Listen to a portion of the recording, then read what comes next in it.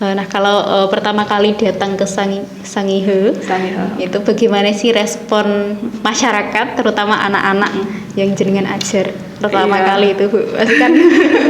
Iya, pertama kali saya membawa ekspektasi yang keliru sebenarnya. Kadang kita merasa kalau orang Timur tuh kayaknya keras-keras ya orangnya ya, atau seperti apa. Tapi ternyata pendapat saya dipatahkan dengan itu. Saya sebelumnya overthinking yang pertama adalah saya Muslim dan saya minoritas di sana. Jadi mayoritas di sana adalah Protestan ya, Kristen Protestan. Ada juga beberapa yang Pantekosta terkait agama. Terus nanti saya ibadahnya bagaimana, makanannya bagaimana. Selalu ada kekhawatiran seperti itu.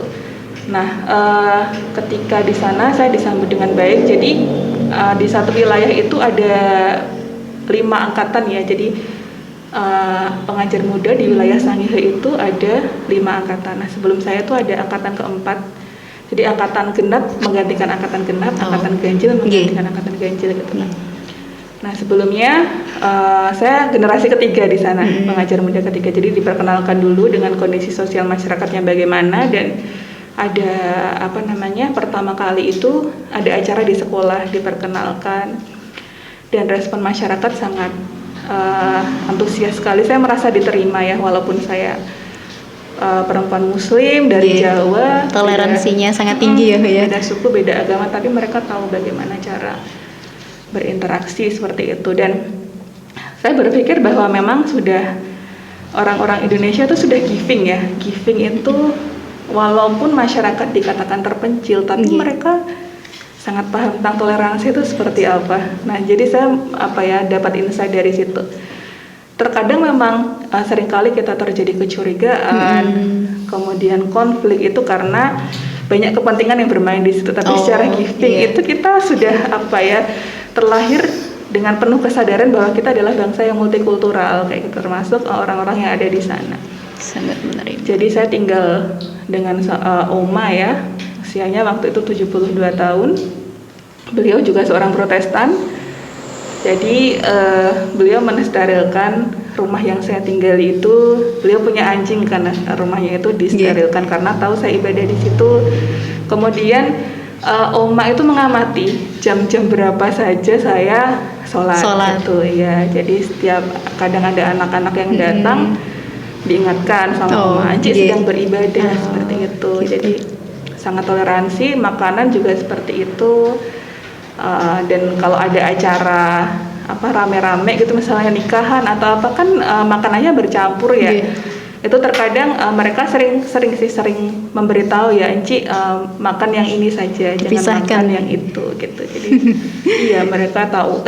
Iya, rekan sekali ya. Berarti Oma itu sendirian? Ada anaknya satu. Oh, ada anaknya satu. Berarti kalau ada pengajar muda, penempatannya di situ atau memang beliau yang beliau yang berkenan. Kalau pengajar muda sebelumnya tinggalnya sama kepala desa. Kebetulan istrinya itu kepala sekolah. Nah, waktu saya ditawari untuk tinggal di situ, tapi kita kan harus mengapresiasi masyarakat yang mau menampung ya, gitu. Jadi jangan kalau ada warga lain yang mau kita hadir di keluarganya ya kenapa tidak kayak gitu. Sangat inspiratif sekali. Rindu ya Bu ya. Udah 7 tahun. Iya, 2013-2014 di sana.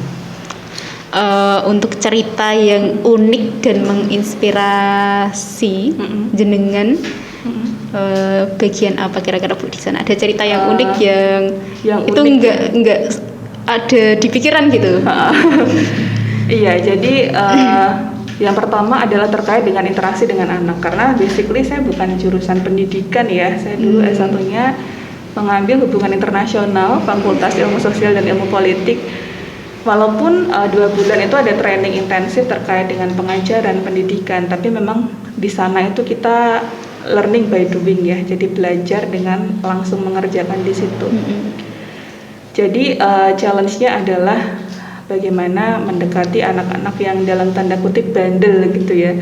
Ada satu anak yang bahkan masyarakat satu pulau itu memberikan label anak nakal sama si anak ini, dan memang di awal-awal sangat berontak sekali, tidak mau menulis, tidak mau ini, pokoknya sangat berontak sekali. Nah kemudian saya dekati sedikit demi sedikit, dan ternyata waktu itu kan ada sebagian kecil yang keluarga muslim ya, jadi tetap ada Jumatan di pulau itu. Jadi saya ke musola itu setiap seminggu sekali, karena musolanya jauh, kita butuh 1,5 jam ke jalan kaki, dan itu rumah saya di depan pulau, musolanya di belakang pulau. Harus muter naik dulu terus baru turun lagi.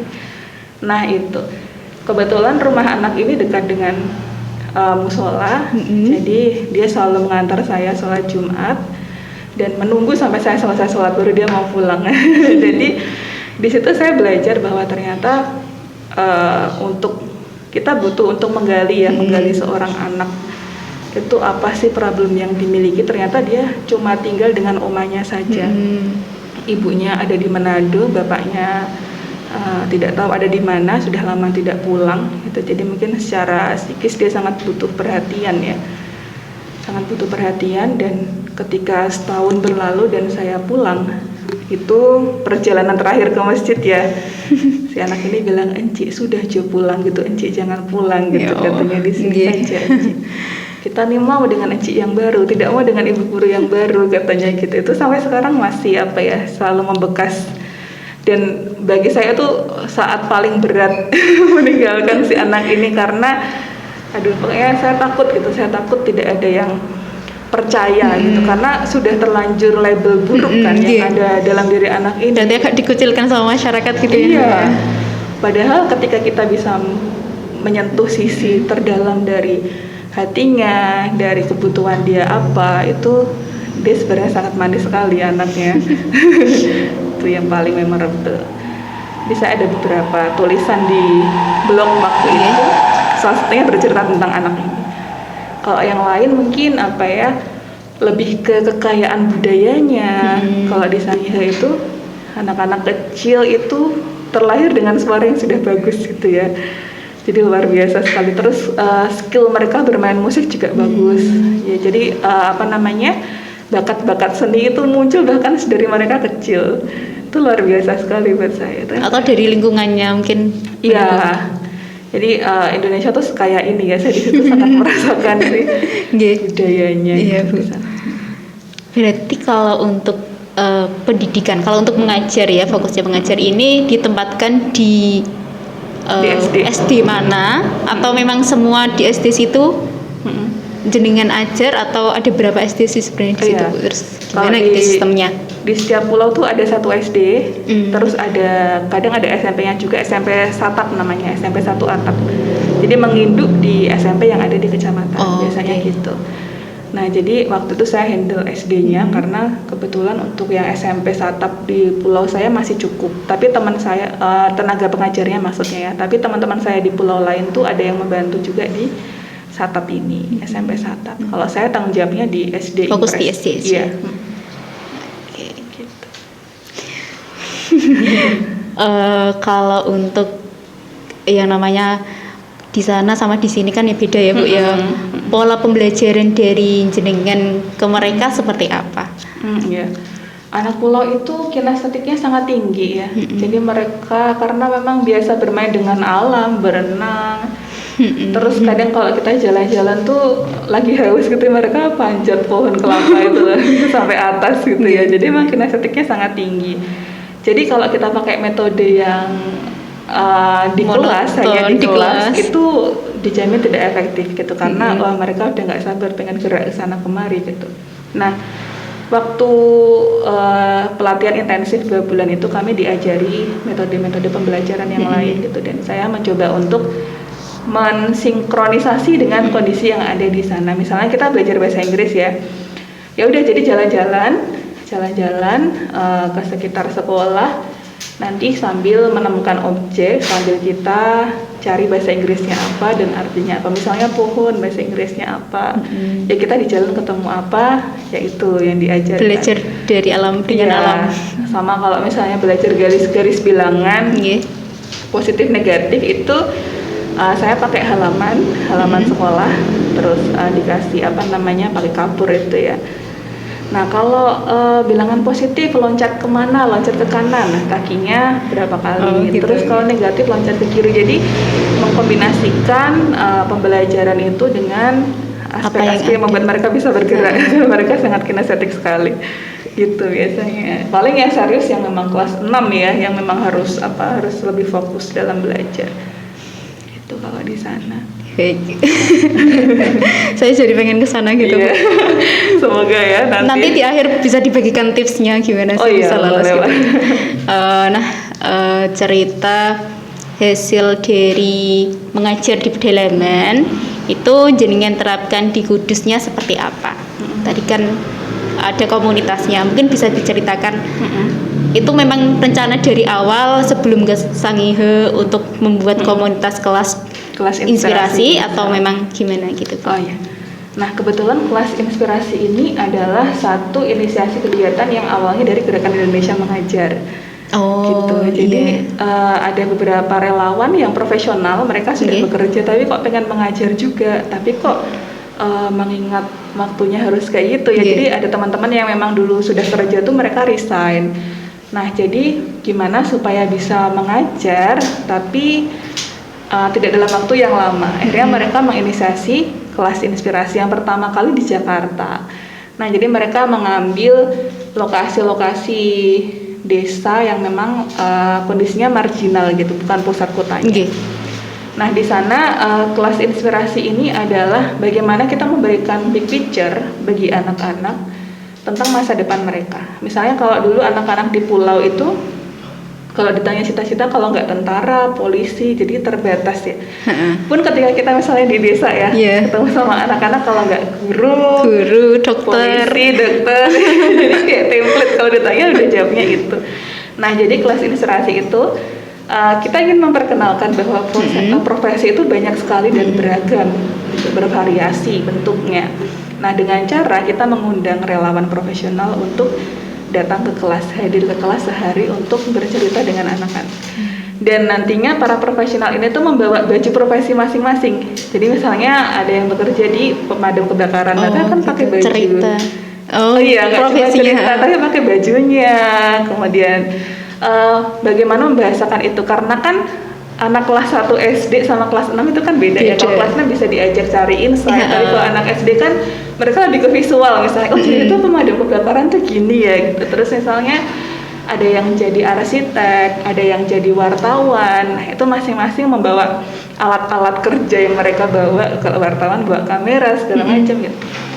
Nah, sama seragam itu. Jadi inti dari kelas inspirasi sebenarnya sama ya, dengan satu spirit dengan Indonesia Mengajar untuk memberikan gambaran dan motivasi pada adik-adik ini supaya punya big picture untuk masa depan mereka seperti apa gitu. Sama dengan yang apa tadi Bu, komunitasnya satunya? Gerakan Tunas Bangsa. Tunas Bangsa. Iya. Tunas Bangsa. Gerakan Tunas Bangsa. Nah, jadi tambahan sedikit, kalau di kelas inspirasi itu yang awalnya di Jakarta, kemudian di berbagai kota ada secara ada di Kudus, di Semarang. Jadi hampir tiap kota itu inisiasi secara mandiri dengan komunitas yang ada di daerah masing-masing. Nah, kebetulan saya sama teman-teman tuh dulu, wah kita selesai IM nih, bikin apa nih di Kudus gitu. Nah, akhirnya dikontak salah satu teman namanya Kak Hani. Kak Hani ini pernah menjadi asesor di pelatihan pengajar muda. Iya, jadi mengontak saya mengontak alumni yang lain dan teman-teman yang, jadi dari teman ke teman gitu loh, teman ngajak teman yang lain ngajak teman, jadi kita akhirnya jadi sekeluarga di kelas. Punya satu misi. Iya, satu misi. Nah, kebetulan yang Gerakan Tunas Bangsa itu juga masih satu circle, didirikan sama Kak Suhar. Beliau juga alumni pengajar muda, jadi satu angkatan di atas saya. Beliau penempatannya di mana ya? Daerah Sumatera kalau tidak salah. Terus ada lagi satu lagi alumni namanya Kak Lana, itu dia di Tambora, NTB. Satu angkatan sama jenengan? Iya, satu angkatan sama saya. Jadi dari 3 orang itu kemudian kami berbagi peran. Kalau Kak Suhar tadi sebagai managing director, kemudian saya yang di human quality and development. Jadi saya yang bagian istilahnya pengembangan pengembangan skill. diri, ya pengembangan skill dari anak-anak ini nanti seperti apa gitu. Sangat. Mungkin ada Instagramnya ya Bu ya? Ada kelas sama KI Kudus, KI_Kudus. Kelas inspirasi. Mungkin bagi pemirsa yang belum follow bisa follow, tapi untuk saat ini mungkin vakum break karena dulu ya Bu ya. kelas ini saya butuh interaksi langsung ya, gitu. Jadi memang kalau pandemi kita ya mungkin bisa dibuat secara virtual, tapi value atau transfer energinya mungkin akan berbeda ya ke langsung sama virtual ya. Untuk teman-teman yang paling penting ini bisa menginspirasi dari cerita-cerita jenengan, dan terakhir tips untuk bisa lolos menjadi pengajar muda. Jadi ini sudah angkatan keberapa saya lupa ya, di atas 16 kalau tidak salah. Jadi setiap tahun ada 2 angkatan genap dan angkatan ganjil. Jadi seleksinya yang pertama adalah seleksi menulis esai. Jadi ada beberapa pertanyaan yang dimana satu pertanyaan itu harus kita jawab dengan esai. Kadang ada sepanjang 500 kata, 1000 kata gitu, berdasarkan dengan pengalaman kita. Dan untuk tips untuk menulis esai adalah prinsipnya ada STAR ya. STAR itu situation, misalnya kita menceritakan dalam situasi apa kita pernah bergerak atau menginisiasi suatu kegiatan. Terus habis itu tas itu tugas kita di situ apa, di organisasi itu apa, atau di kegiatan itu apa. Yang ketiga adalah action itu apa yang kita lakukan dalam mengemban tugas itu, atau apa yang kita lakukan ketika ada kendala.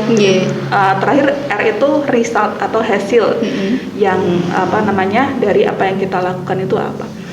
Jadi bukan bentuknya tulisan yang formal atau tulisan yang biasanya kita kan pendidikan adalah hal yang dibutuhkan, biasanya kita begitu ya.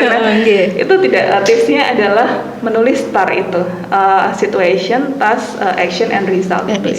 Dan itu yang kita tulis adalah yang kita kerjakan. Berarti minimal ada track record. Entah kegiatan di kampus, misalnya atau di sekolah, misalnya kegiatan OSIS gitu. Saya dulu ceritanya malah dari masa SMP gitu. Dari masa SMP SMA itu saya ceritakan di esai gitu, apa yang sudah pernah diinisiasi gitu. Dan hasilnya apa gitu ya Bu.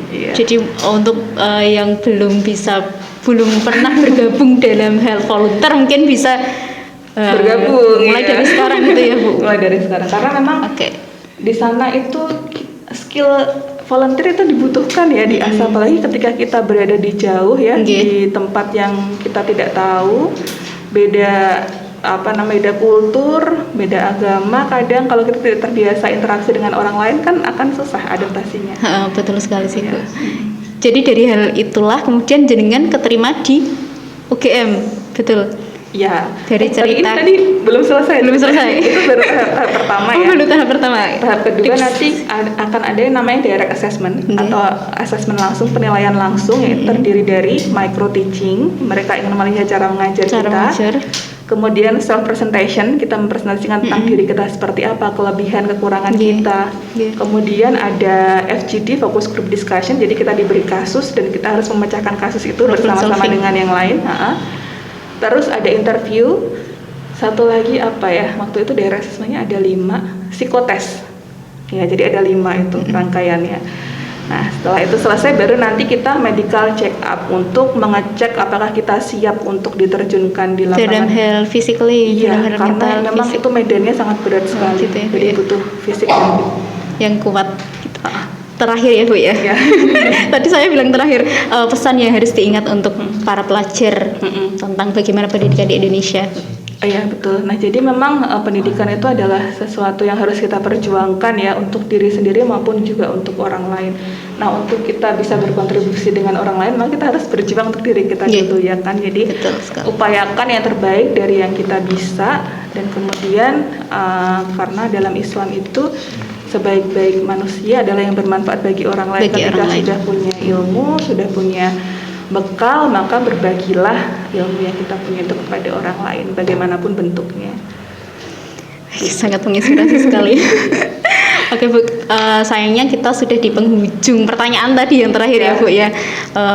Baik pemirsa, itu tadi bincang inspiratif saya dengan Ibu Umi Kodarsasi yang sangat menginspirasi sekali, utamanya bagi kaum muda yang ingin berdedikasi dalam bidang pendidikan melalui menjadi pengajar muda.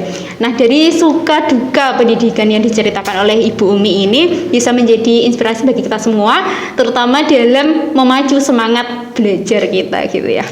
Demikian podcast pelajar kali ini, semoga bisa menginspirasi. Saya Umi Zakia pamit undur diri. Terima kasih. Wassalamualaikum warahmatullahi wabarakatuh. Salam pelajar mulia, milenial berbudaya.